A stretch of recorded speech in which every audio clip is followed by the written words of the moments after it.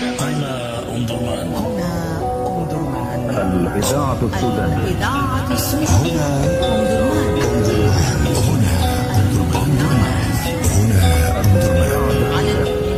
حضرات السادة المسافرين على متن الخطوط الجوية السودانية، أهلا ومرحبا بكم في رحلة رقم 1 ما بعد الحرب والمتوجهة إلى مطار الخرطوم الدولي.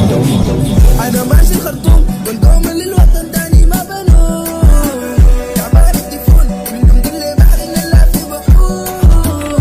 مر السنين ما كنت سعيد بس كنت مهموم.